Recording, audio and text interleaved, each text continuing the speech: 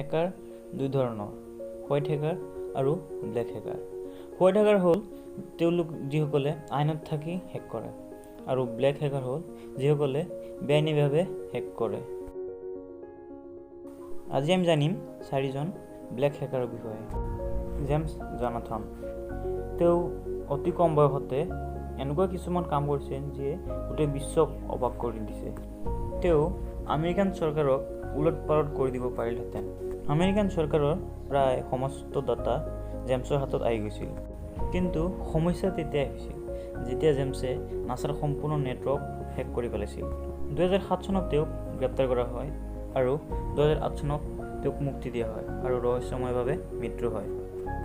Kevin পলছেন, এবাৰ এটি radio' ষ্টেচনত কম্পিটিশ্যনত এটা 4-হুইলাৰ কাৰ প্ৰাইজ হিচাপে আছিল, আৰু প্ৰাইজটো জিতাৰ বাবে কেভিনে গোটেই ৰেডিঅ' ষ্টেচনৰ টেলিফোন ছিষ্টেম 15 মিনিটৰ কাৰণে হেক কৰি পেলাইছিল আৰু সকলো শ্ৰোতাসকলৰ কল ডাইভাৰ্ট কৰি শুদ্ধ উত্তৰ দি প্ৰাইজটোৰ বিজয়ী হয়। এই ঘটনাৰ পিছতেই FBI চকু পৰিল পলছেনৰ ওপৰত। কিন্তু অবাক কৰাৰ কথা হ'ল পলছেনে FBI চাৰ্ভাৰকো হেক কৰি পেলাইছিল। ইয়াৰ পিছত পলছেনে এটা ছুপাৰ মাৰ্কেট হেক কৰি বহু ক্ষতি কৰিছিল। কিছুদিনৰ পিছত পলছেন পুলিচৰ হাতত ধৰা পৰে আৰু 5 মাহৰ জেল হয়, আৰু মুক্তি পাই তেওঁ পুলিচৰ হৈ কাম কৰিব ধৰে। গেৰী মেকনন, তেওঁ সকলোতকৈ ডাঙৰ মিলিটাৰী কম্পিউটাৰ হেক কৰিছিল। 2001 চনত গেৰী US মিলিটাৰী আৰু নাছা চাৰ্ভাৰত সোমাব পাৰিছিল, আৰু তেওঁ কিছুমান ডেটা, ছফ্টৱেৰ, ফাইলছ ডিলিট কৰিছিল, আৰু তাক ৰিকভাৰ কৰিবৰ বাবে আমেৰিকান চৰকাৰৰ বহু ডলাৰ খৰচ হৈছিল।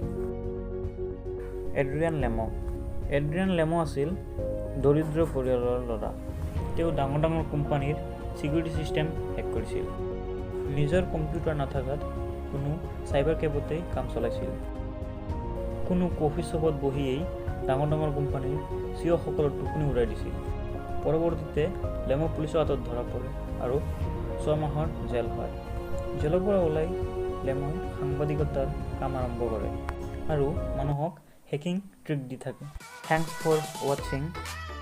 যদি ভিডিঅ'টো ভাল লাগিল, লাইক, কমেণ্ট এণ্ড শ্বেয়াৰ কৰিব, আৰু এতিয়ালৈকে যদি মোৰ চেনেলটো ছাবস্ক্ৰাইব কৰা নাই প্লিজ ছাবস্ক্ৰাইব কৰি লগ পাম আন এটা ভিডিঅ'ত। টেক কেয়াৰ, বাই বাই।